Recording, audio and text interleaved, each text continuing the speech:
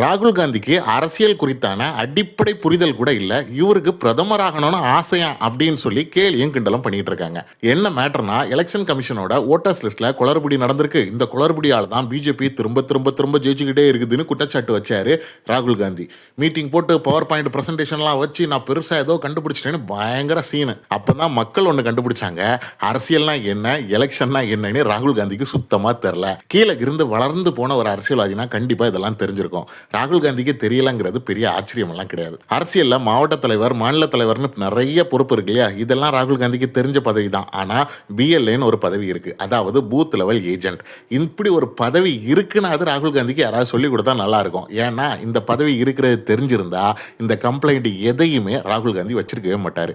Election எப்படி நடக்கும்னு பொதுமக்கள் எல்லாத்துக்கும் தெரியும். இருந்தாலும் நான் கூட ஒருக்கா சொல்றேன், நீங்க எலெக்ஷன் போடுறதுக்கு ஒரு பூத்துக்கு போனீங்கன்னா வெளியே போலீஸ் காவலுக்கு நிற்கும். உள்ள போனீங்கன்னா கவர்மெண்ட்ல இருந்து எலெக்ஷன் ஆபீசர்ஸ்னு 4-5 பேர் இருப்பாங்க. இதை தவிர்த்து பின்னால ஒரு பெஞ்சை போட்டு ஒரு 7-8 பேர் உட்கார்ந்துருப்பாங்க. அவங்க தான் பிஎல்ஏ, பூத் லெவல் ஏஜென்ட்ஸ். இவங்க யாரும் கவர்மெண்ட் ஆபீசர்ஸ் கிடையாது. ஒவ்வொரு கட்சியில இருந்து ஒவ்வொரு பூத் லெவல் ஏஜென்ட்ஸை நியமிப்பாங்க. அந்த பூத் லெவல் ஏஜென்ட்ஸ் எதுக்கு உள்ள உட்கார்ந்துருப்பாருன்னா, எலெக்ஷன் ஆபீசர் கையில ஒரு ஓட்டர்ஸ் லிஸ்ட் இருக்கும் இல்லையா, அதே ஓட்டர்ஸ் லிஸ்ட் அப்படியே கொஞ்சம் கூட மாற்றமே இல்லாம பிஎல்ஏ ஏஜென்ட்ஸ் கையிலயும் இருக்கும். ஒரு நபர் ஓட்டு போட உள்ள வரும்போது கவர்மெண்ட்ல எப்படி அட்டெண்டன்ஸ் மார்க் பண்றாங்களோ அதே போல பிஎல்ஏ ஏஜென்ட்டும் மார்க் பண்ணுவார். இந்த பிஎல்ஏ ஏஜென்ட் அந்த சொந்த ஊரை, அந்த சொந்த பகுதியை சேர்ந்த நபர் தான் கட்டாயமா எல்லா கட்சிகளும் நியமிப்பாங்க.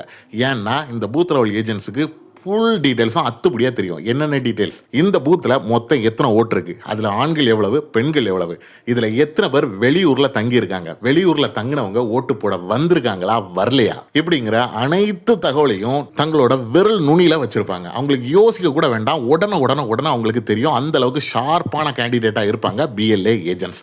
இந்த பூத் லெவல் ஏஜெண்டா பணியை துவங்கினவர் தான் அமித்ஷாவும் மோடிஜியும். ராகுல் காந்திக்கு இப்படி ஒரு பதவி இருக்குன்னு கூட கண்டிப்பா தெரிஞ்சிருக்க சான்ஸே இல்லை.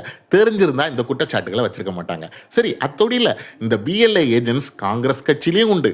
ஒரு இடத்துல எலெக்ஷன் நடக்குது, அந்த பூத்துக்குள்ள காங்கிரஸ் கட்சியினவரும் இருப்பார். அந்த கேண்டிடேட் காங்கிரஸ் கேண்டிடேட் போட்டியிட்டா சரி, இப்போ இந்த பூத் லெவல் ஏஜென்ட் இருக்கார் இல்லையா, இவர் கையில் இருக்க அட்டெண்டன்ஸ் எல்லாம் நீட்டா மார்க் பண்ணி முடிச்சு ஓட்டிங் எல்லாம் முடிஞ்சதுக்கு அப்புறம் அவங்க அந்த ஓட்டிங் பேடை சீல் பண்ணி சைன் பண்ணணும். யாரெல்லாம் சைன் பண்ணணும்? கவர்மெண்ட் ஆஃபீஸர் சைன் பண்ணணும், அங்கே இருக்கிற அத்தனை பிஎல்ஏ ஏஜென்ட்ஸும் சைன் பண்ணணும்.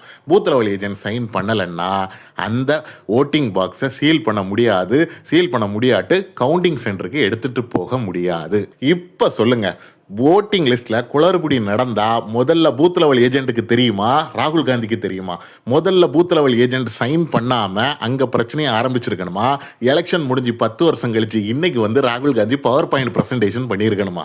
பூத் லெவல் ஏஜென்ட்ஸ்னா யாரு, அவங்களோட வேலை என்னன்னு இப்போ உங்களுக்கு புரிஞ்சிருக்கும்னு நினைக்கிறேன். அப்படி புரிஞ்சிடுச்சுன்னா ராகுல் காந்தி காட்டுற குரலிவத்தையும் உங்களுக்கு கண்டிப்பா புரிஞ்சிருக்கும். கூடுதல் வேடிக்கை என்ன தெரியுமா, ஒரு நபரோட ஓட்டர் ஐடி கார்டை வெளியே எடுத்து போட்டு இந்த நபர் மும்பையிலையும் ஓட்டு போடுவாராம், பெங்களூர்லயும் ஓட்டு போடுவாராம் அப்படின்னு பண்ணாரு பவர் பாயிண்ட் பிரசன்டேஷன்ல. யாரு? ராகுல் காந்தி. ஆனா உண்மை என்னன்னா 2016ல மும்பைல வேலை பார்த்துட்டு இருந்திருக்கிறாரு. அதனால அங்க ஓட்டு போட்டாரு. 2018ல டிரான்ஸ்பர் ஆகி குடும்பத்தோடி பெங்களூர் வந்துட்டாரு. 2018 எலெக்ஷன் கமிஷன்ல போய் எழுதியும் கொடுத்துட்டாரு, நான் குடும்பத்தோடி மகாராஷ்டிரா, அதாவது மும்பைல இருந்து குடிபெயர்ந்து பெங்களூருக்கு வந்துட்டேன்.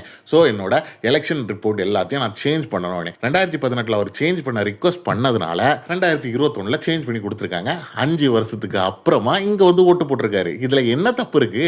ராகுல் காந்தி என்ன நினைச்சுக்கிட்டாருன்னா, அவரு அமேத்தியில வேணா போட்டி போடுவாரு, அங்க தோத்துருவோன்னு தெரிஞ்சுனா நேரா வந்து வயநாட்டிலையும் போட்டி போடுவாரு. ஆனா ஒரு வாக்காளர் பிறந்த இடத்துல தான் எப்பவுமே வாக்கு போட முடியும் அப்படின்னு யாரோ அவருக்கு தப்பா சொல்லி கொடுத்திருக்காங்க. அந்த தப்பான புரிதலை வச்சுக்கிட்டு பவர் பாயிண்ட் பிரசன்டேஷன் போட்டு இன்னைக்கு இந்தியா முழுவதும் கேளிக்கை பொருளா மாறி இருக்கிறாரு ராகுல் காந்தி. இந்த சம்பவங்கள் குறித்து பார்க்கும்போது உங்களுக்கு என்ன தோணுது? ராகுல் காந்தி இன்னைக்கு இல்ல, இந்த ஜென்மத்துல என்னைக்காவது ஒரு நாள் பிரதமர் பதவி கிட்டையாவது போவார்னு நினைக்கிறீங்களா? இல்லப்பா, அதுக்கெல்லாம் வாய்ப்பே இல்லை அப்படின்னு நினைக்கிறீங்களா? அப்படிங்கிறத மறக்காம கமெண்ட்ல தெரியப்படுத்துங்க.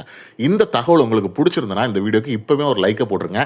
இந்த வீடியோவை உங்களுடைய நண்பர்கள் அனைவருக்கும் அனைத்து சமூக வலைதளங்கள் மூலமாகவும் ஷேர் பண்ணுங்க. தேங்க்யூ.